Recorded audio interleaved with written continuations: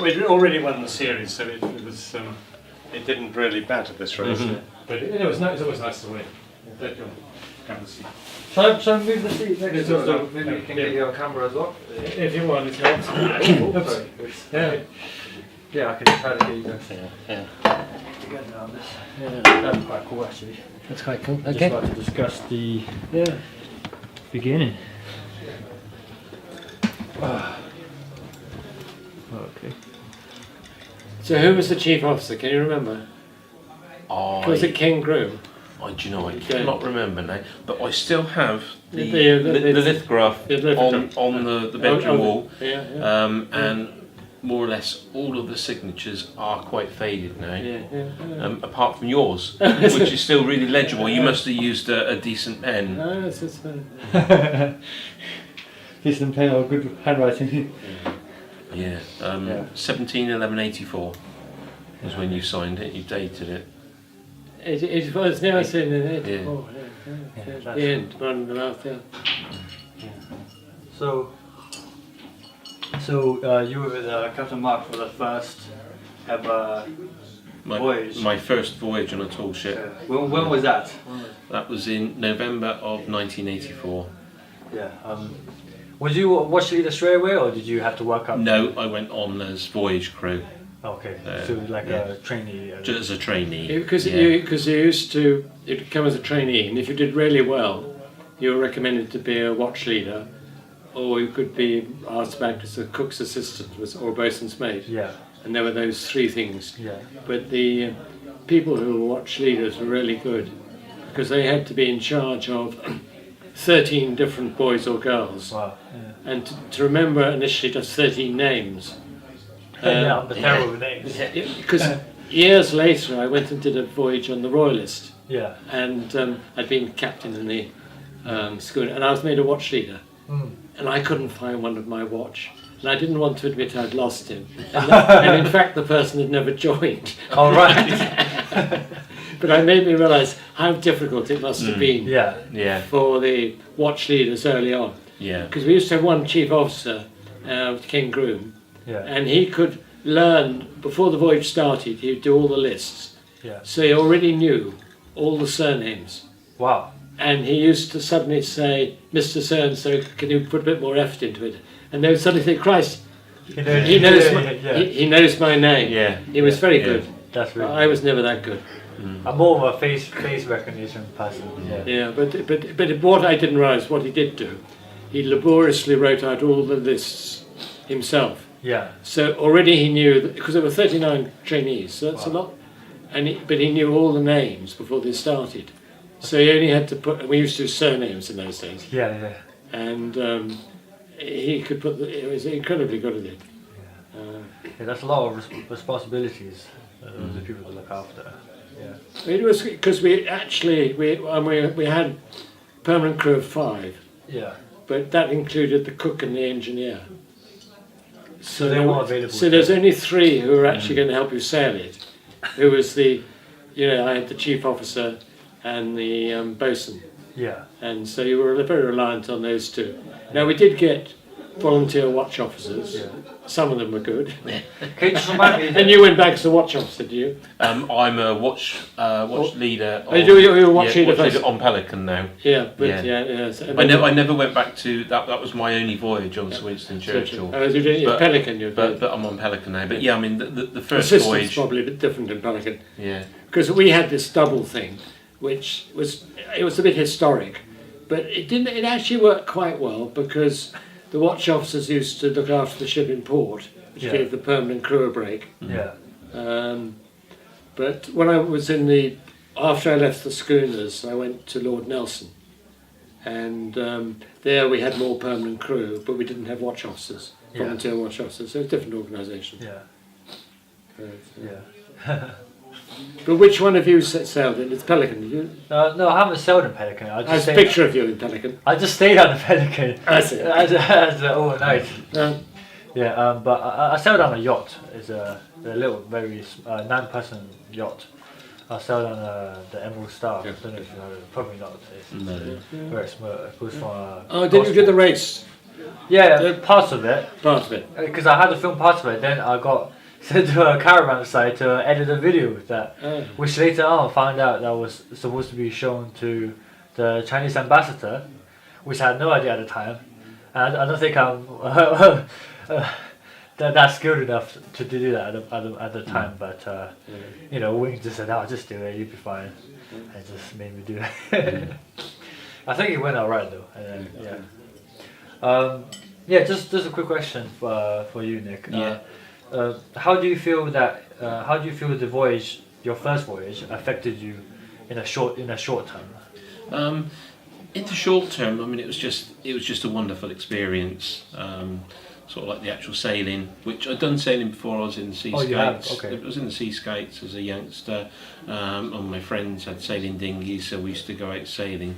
But then to sail something like Winston Churchill, you know, was a completely different experience. Yeah. So it was just the total enjoyment of sort of like sailing across the Channel, sailing to a foreign country.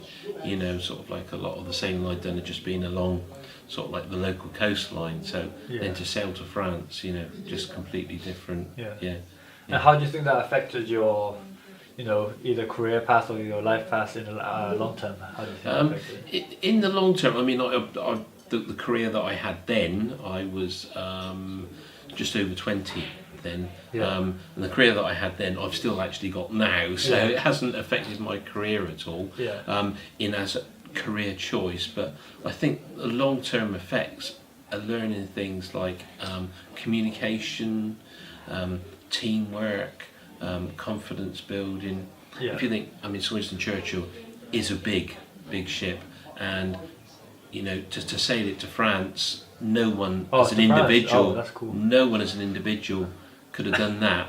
But as a team, when we were on watch, yes, we could if we all pulled together. Literally pull it together, pull it on the.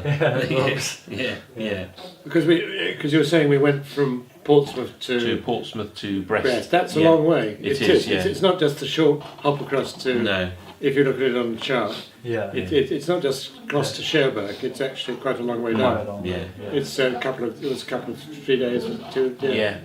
So it's a good long sail to. It was November, so we had some very challenging weather as well. It was very nice. That's very cool.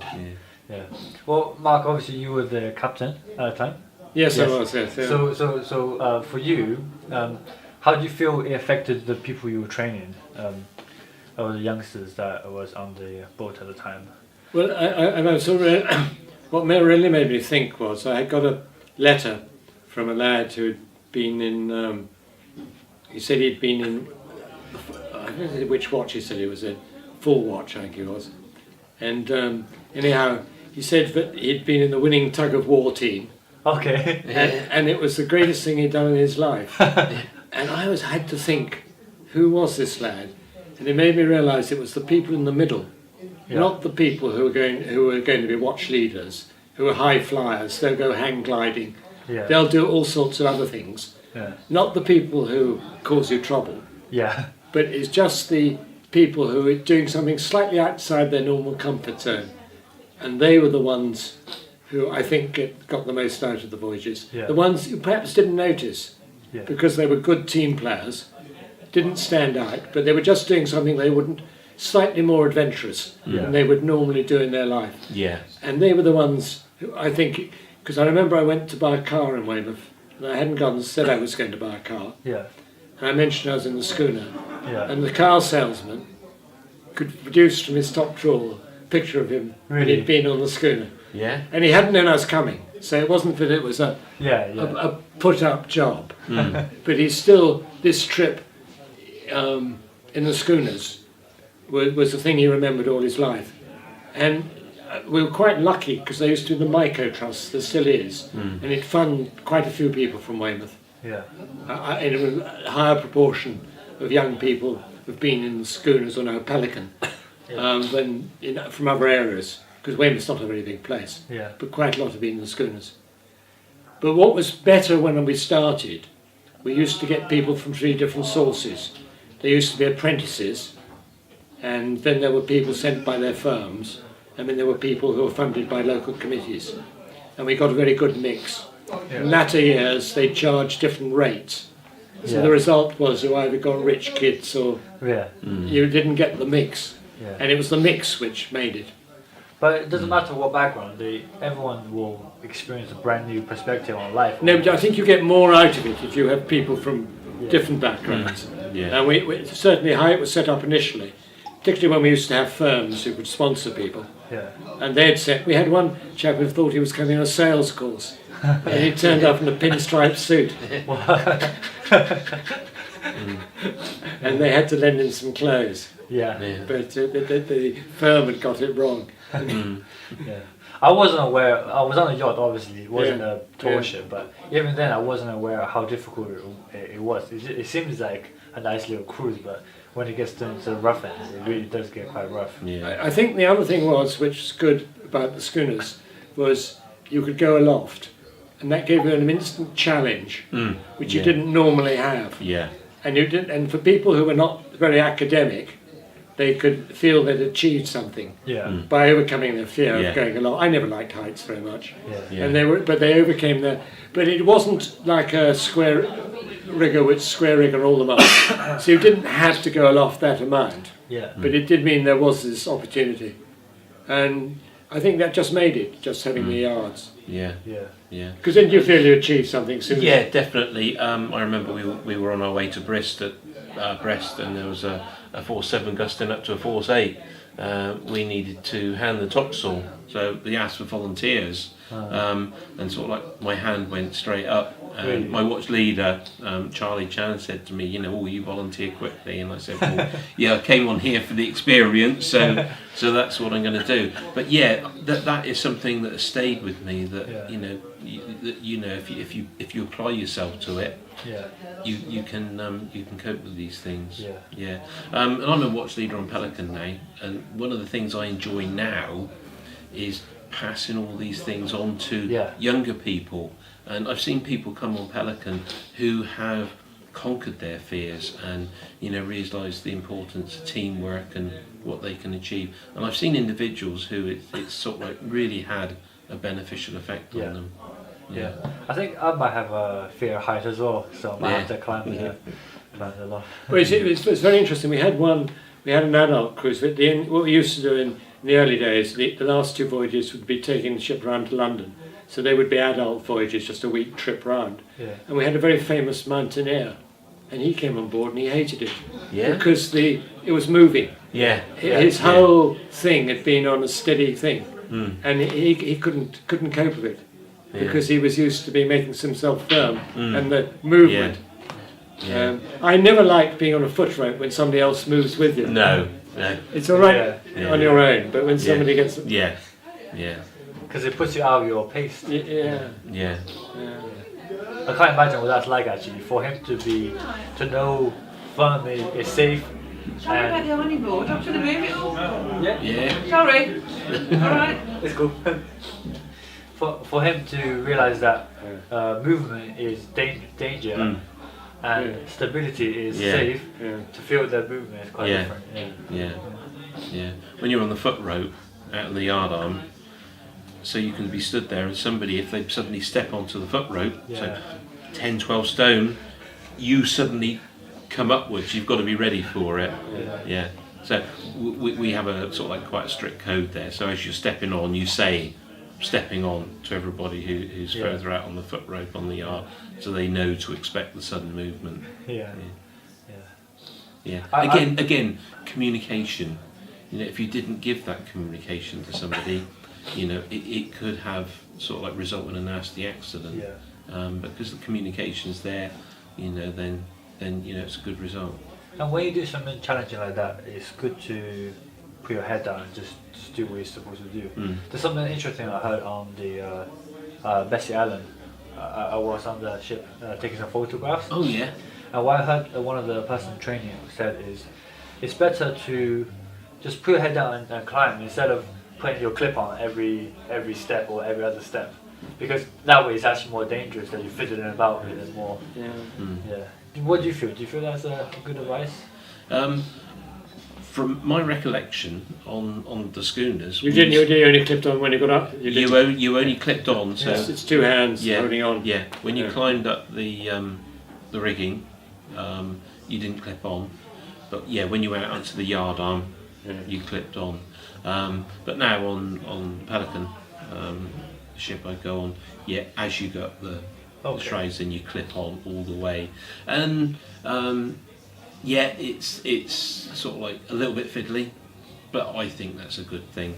Safety first. Yeah. You know, if somebody was to stumble up above you, then and possibly knocked you, then, or there was a sudden gust of wind, freak gust of wind, you know that you're safe. It's that extra reassurance, and some people wouldn't climb without that reassurance. Yeah, that's good. Yeah, it's a good thing. Yeah. Do you prefer to work in a team or alone? Obviously, as the watch leader, you have to work in a team.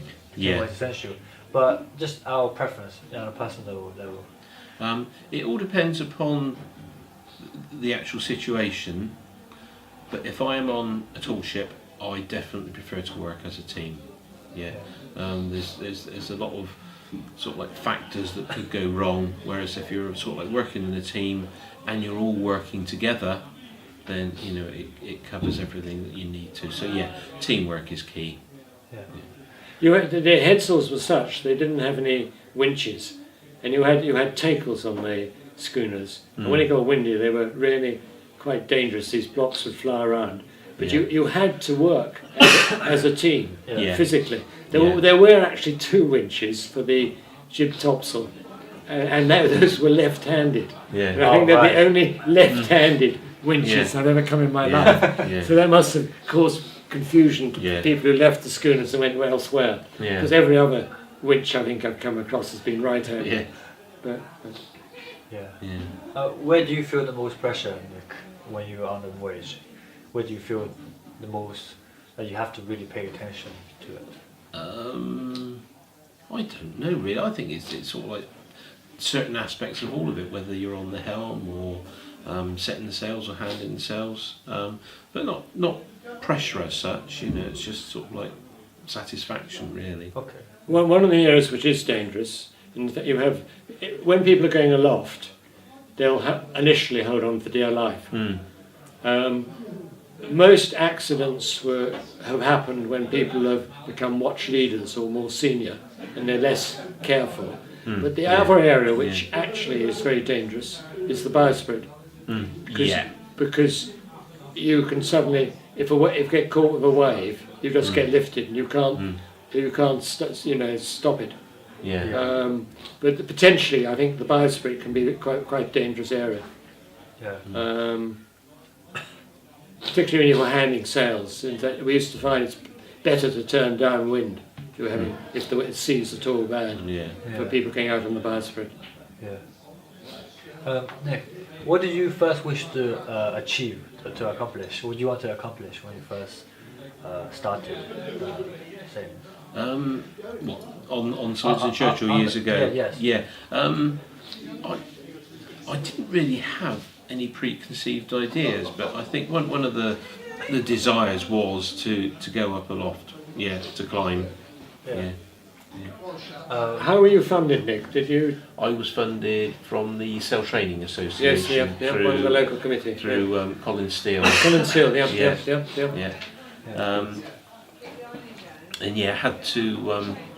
Had to put in an application, and applications were decided, I got. Because his daughter's married to Paul Compton. Colin Steele's daughter. Is she? Yes. Married to Paul. Yeah. Yeah. What's her name? I can't remember her name. Yeah. Mark, what did you wish to see the people that join in the ship to accomplish? I wanted to feel they had more confidence at the end. And they'd enjoyed it. The first challenge actually was the seasickness. Yes. In fact, I did do a great medical experiment. I put one watch on Studron and one watch on Avamine and a third watch on the placebo. And the result of this great medical experiment was they were all equally seasick. Yeah. But on day one, because it was different, it wasn't like a small yacht, it's a different motion. But on day one, Yeah. but that was very unusual. Yeah. Most people got over it after a couple of days. Were you ever seasick? I've never been seasick. I felt a little bit funny when we went to Brest, and everybody said, "Oh, you must go and see the first mate. He'll sort you out." So I went and saw the first mate, and he started putting on these plastic gloves. And I thought, oh, he's going to put his fingers down my throat and make me sick, so I wouldn't be seasick. But he was actually sort of like going to get some suppositories, which were going to go somewhere where I won't actually say. And my immediate reaction was, I'm feeling better already, thank you very much. And he gave me some glucose tablets, and sure enough, I was better, and I've never been seasick since. Yeah. Yeah, I think most of the tablets other people who saw on the ship is just placebo. It's not really. Yeah. But it was interesting, these three things. I thought that one would be better than the other. Yeah. It was just the same, Yeah. You better go and play your pool. Do you need any more? No, it's fine. You've got enough. You want. Yeah, you happy with that? Yeah, that's fine. Let me just do this. Because he's just started his game, so that's fine, I think. Okay, we can talk for a little bit more. Yeah. So you can talk to me about ask him. Can I have a sip of my drink? Yeah, You let it that out. No, you can drink. It doesn't matter. All the other interviews, they're all drink. It's fine. It's okay. I'm trying to suppress my cough there, but sorry about that. Yeah. So, what was I gonna say? Yeah, not gonna lie. The first day on the yacht, especially because yacht, I did not realize how much it can sway so much. Yeah. Yeah. But the thing about a yacht is, it's quite difficult to have everybody have enough to do. Yeah. And this is where going aloft is so good, because there's this challenge. Yeah. Even though they felt they'd achieved something. Yeah. And I'm pretty sure half of us was being sick anyways, too busy being sick. yeah, because that can spoil the trip, initially. Yeah. All you remember is, I can remember, I first did a channel race when my father had a yacht when I was 13, and I was so sick for 5 days, and I vowed that I'd never ever sail in anything again in my life. How untrue that turned out to be. Yeah, and then anyhow we did the race, and the Caligas gave out on day one, but we did the race, and afterwards we stayed in, I think it was Brixham, and on the sail back it was all downwind, it was all nice and sunny, and I forgot it all, but I still do remember being sick for 5 days, and I'm very sympathetic with people who are seasick. But what was interesting was that I found that if the boys were seasick, the boys would laugh at the ones being seasick. If the girls were seasick, they would mother each other. Yeah. And that was very... Well, that's just our way of showing our affection differently. Yeah. I think it's good to create a positive experience for people, even today on tall ships. That's really good. I went to Cherbourg back in May, so only last month, on Pelican, and we weren't on watch as we came back from Cherbourg to England, but we decided that we'd go up aloft just to give people a good experience. We weren't sort of like handing any sails or anything like that. We weren't doing a stow on the sails, but it was just to go up aloft for the experience. So it was really good. Yeah, gives them something to again build up their confidence and remember a good experience. Yeah. Susie Compton. That's good. Susie. Yeah. That's Colin's daughter, is it? Yeah. Really? Yeah. Yeah. Because I was responsible for the meeting, actually. Yeah. Because I needed a chaperone when I had some yachts, when I was with the Sea Cadets. And I had Susie came as a chaperone, and we had girls and that. And Paul was in another yacht. Yeah. They met. Yeah. So that's... Yeah. So Quite a lot of people I spoke small to. world. Yeah. Quite a lot of people I spoke to said they were recruited by you, Mark. Right. It was quite interesting. Everyone was like, "Oh, I'm recruited by Mark as well." He was the first person that called me back. Yeah. In your opinion, there's a rumor I've been hearing. Before I say what the rumor is, in your opinion, who is the most important what is the most important role? Who's the most important person on a long voyage, in your mind? Well, on the ship, Yes. I'm glad to be the cook. Yeah. Yeah, on a long voyage. That is what I heard. No, it's true. It's Yeah, absolutely yeah, true. It yeah. is, particularly when I did the trip across the Atlantic. You know, Yeah. Yeah. if the food, well, if people start moaning, it always starts with the food. Yeah. And one of the best time when I was in the schooners, we had a brilliant cook, Denby Johnson, Yeah. and he was really always Yeah. so friendly, and he was absolutely brilliant. Yeah. And it was his, didn't mind anybody in the galley, and but we had some other good cooks. But when we started, we didn't have a proper cook, and we were having relief cooks, and it was, it's really difficult. And I have sailed with the Jubilee Sailing Trust and had some bad cooks, and it really is very hard to run the voyage Yeah. if the food isn't good. I know initially they don't appreciate it, they're feeling seasick. Yeah, yeah. But even so, it's putting on the right food, Yeah. Yeah. for the weather. Yeah. Yeah. I just asked because I hear this from a lot of people I interviewed, but I did interview a lot of cooks, so I thought Yeah. I'd double check with the captain. Yeah, no, but you Yeah. should. I mean, a cook is, is a vital person, Yeah. for the. Especially bad weathers. Yeah. And I think, to be a cook on a sailing ship, you've got to be slightly mad, because it isn't the easiest job. No.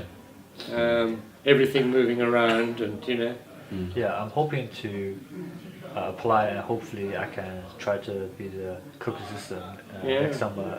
it's no good if you're Pelican, if I it's can. no good if you're seasick then, because Yeah. you've got to carry on. Yeah. Yeah, Yeah. yeah. It's worse in the galley. Yes, it's worse inside. Isn't it? Yeah. Yeah, but particularly, Yeah. but that's how Charlie started. Where he, he did what he did as a trainee. I mean, he Yeah. came back as cook's assistant before he Yeah, did watch that's leader. right. Yeah. Yeah. Anyway, he went on, but he did for many Yeah. years. In fact, I was a cook's assistant. He was cook's assistant with me on a tall ships race, and he got some hot water. Charlie scalded, and we had to land him in Vigo. Really? Wow. Yeah. So He didn't tell us that story yet. yeah. Yeah. But he's trying to convince me to try it out, so that's probably why he didn't tell me. Yeah, because he was only wearing shorts was the trouble. It was all warm weather, In terms of self training, what do you feel is your biggest achievement so far? Something that you're really proud of? The thing I'm really proud of, because I was, although it was because I did the schooners, but I actually was the very first captain of the Lord Nelson. Okay.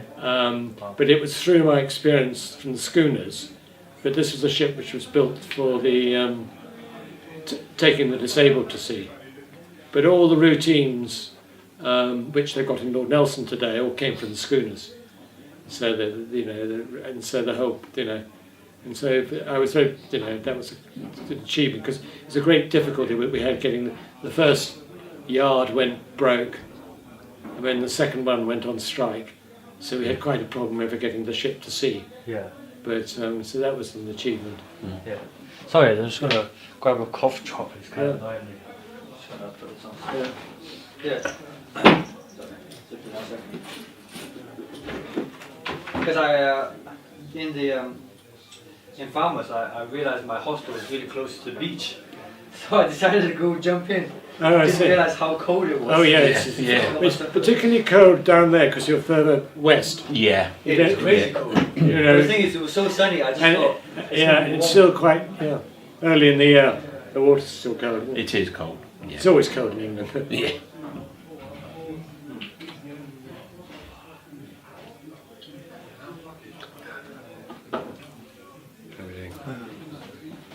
that should be fine for the next Okay. 10 minutes or something. Okay. So, Nick, what do you feel is your biggest achievement on the voyages? The biggest achievement, I think, for me now, Yeah. being a watch leader, is supporting people and taking them from sort of like one point where they are, which is sometimes sort of like an individual without a lot of confidence and ability in themselves, to seeing them change into something, sometimes in quite a short period of time, that yes, they can achieve these things. And even from somebody when they go up a lot, we call it doing an up and over, where you go up one side of the rigging through the platform or tops and down the other side, and they get back on the deck and they look up and they think, my God, you know, I did that. I never thought I would, but they've achieved something. So yes, it's the confidence, talking to people about the teamwork, that you know you couldn't have done that on your own. It is all pulling together as a team, and the communication aspect, and those are all really sort of like important life skills that they will use in every aspect of what they do throughout their life. Yeah, communication, teamwork, confidence, motivation. What aspect in your daily life do you feel like changed after you've been sailing? Because for me personally, I always look on bad days as something to remember on the good days to feel even better about myself. Yeah, even if it's a bad day, then I think, well, you know, soon then I'll be able to go sailing. So next time being the 3rd of July, so not too far away. Where's the last place you went to sail? I do day sails quite regularly on Pelican, but the actual last voyage I went on was to Cherbourg in May, so about 6 weeks ago now. Well, that's quite good. Yeah. Mark, you've been I guess everywhere, traveling everywhere, sailing for many years. Is there any place that you haven't been yet that you want to go to by the sea? I think I don't think I want to do it now. I think if I'd been younger, everybody says they should have gone round Cape Horn. I've never been round Cape Horn. That's the challenge of the sail.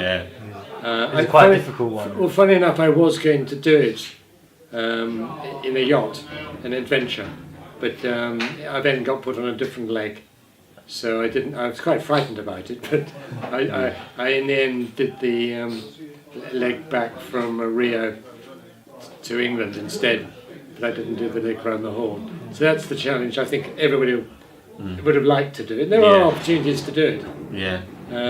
But it's just one of the things, especially as a square rig sailor, to sail around the Horn. There's a special club if you'll sail around the Horn.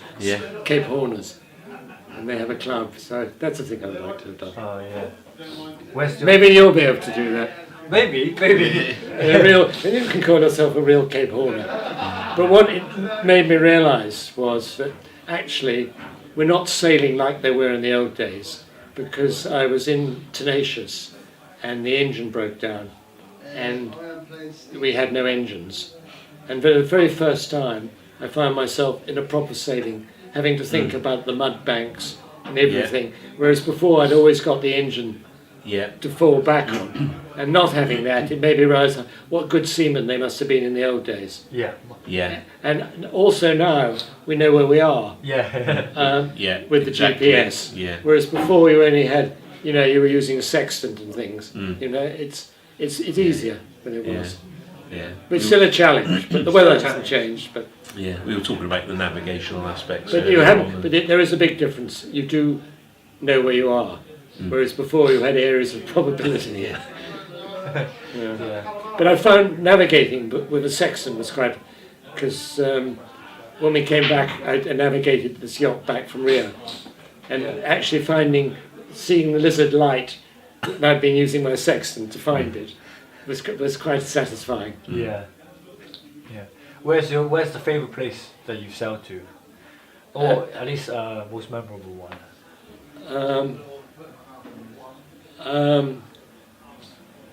My very last voyage I did was in Kaisei, and we went to Hawaii, Kauai, Hanalei Bay, and that's one of the most beautiful places I've been to. And of course it was the longest trip I'd done across the Pacific, and it's only halfway. But how long did it took? It took us about 5 weeks. We were trying to. But we didn't have many crew. It was just a delivery voyage, so it was quite a challenge. And that was quite a. And we were having to dodge the typhoons, which you know typhoons. Wow, yeah. You have to. The problem in a sailing vessel is you haven't got the speed like having a power-driven vessel to move yourself. So you had to. We went out in between a sort of before one and after the other, and so that was quite a. That's quite. I had a typhoon in Hong Kong when I was in Jifeng. Yeah. That was quite something. We tied up for it, but that was quite a. Yeah. And we had a couple of typhoons when I was in Japan, and they're quite memorable. Japan is quite an interesting place to sail, really. Yeah, the weather's very changeable there. Very front stroke. unpredictable. Yeah, it was quite rough weather. I want to travel to Japan, but it's just one of those things about being under is it three different places? Yeah. And equator is Yeah. it's quite a Yeah. quite a risky thing. I did the race from Hong Kong to Japan. Yeah. Okinawa. Yes, yeah. Wow. Yeah. That was in Kaisei. That was the Japanese sail training ship, which is no more. But Yeah. Nick, where do you feel the most memorable place for you to sail to? I don't have the experiences that Mark's got, unfortunately. Mine are more local. I've enjoyed sailing to Falmouth on the tall ships regatta a few years ago. But Cherbourg a few weeks ago, that was really enjoyable. The watch was really good. What made it enjoyable, I think, was they pulled together so well as a team. Yeah. And that's what sort of contributed so much to it. Yeah. in the schooners, I very much enjoy going to Lundy. Yeah. Yeah. It's an island you could go to, mainly a nature reserve, Yeah. and it's just a magical place. And we used to anchor off there, and there's no cars on it, and then there isn't much. There's a pub, one pub and a shop. Yeah. Yeah. But it is a magical place, and there's a few puffins. Oh right. Yeah. But that was one of some of the islands we went to were really nice to go ashore in the boat. Yeah, that's good. Yeah. Yeah. I think we're pretty much done. Okay. There isn't that much to say. It's just that I left the first question until last because it's kind of a formal question. Okay, I'll just ask you. Okay. What is your name and what do you currently do? My name is Nick Crabb, and I am currently a civil servant. My name is Mark Kemispetti, and I'm fully retired. And I've been retired for some years. What did you do back on the ship? I was the master of the sail training vessels. I did that for most of the time. And I did end up in the office at the end. Yeah. Okay, great.